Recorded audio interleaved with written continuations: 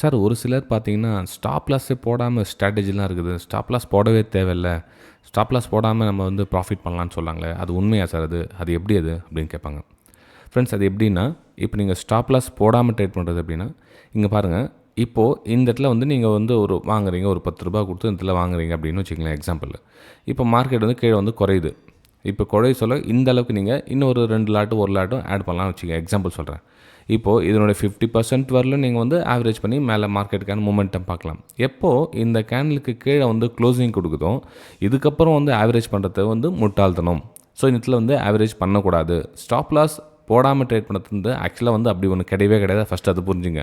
நிறைய பேர் வந்து ஸ்டாப் லாஸே தேவையில்லை, ஸ்டாப் லாஸ் இல்லாமல் ட்ரேட் பண்ணலாம் அப்படின்வாங்க. கண்டிப்பாக அப்படி கிடையாது. ஏன்னா மார்க்கெட் வந்து எப்போ திரும்பும்னு எந்த கொம்பனாலையும் சொல்ல முடியாது.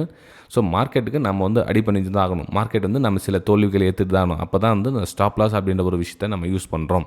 ஸோ இது இல்லாமல் ட்ரேடிங் பண்ண முடியாது. இப்போ நம்ம கார் ஓட்டிக்கிட்டே இருக்கோம், நம்ம பிரேக்கே பிடிக்க தேவையில்ல, இப்போ அப்படியே கிளச்சிலே பேலன்ஸ் பண்ணிக்கலாம். அப்புறம் என்ன சொல்லுது, ஒரு ஏதோ வேறு சின்ன விஷயத்தை ஆட் பண்ணிக்கலாம் அப்படின்னு. அது வந்து நிரந்தரமான தீர்வாக இருக்காது. ஸ்டாப் லாஸ்ன்றது பர்மனெண்ட் தீர்வு தவிர நீங்கள் ஸ்டாப் லாஸ் போடாமல் ட்ரேட் பண்ணக்கூடாது. ஆவரேஜ் அப்படின்றது கூட எதுனா ஒரு 50% வரல நீங்கள் ஆவரேஜ் பண்ணலாமே தவிர, அதுக்கும் கீழே வந்து மார்க்கெட் பண்ணுது அப்படின்னா ஆவரேஜ் பண்ண வேண்டிய அவசியம் கிடையாது. அப்படி ஆவரேஜும் பண்ணவும் கூடாது.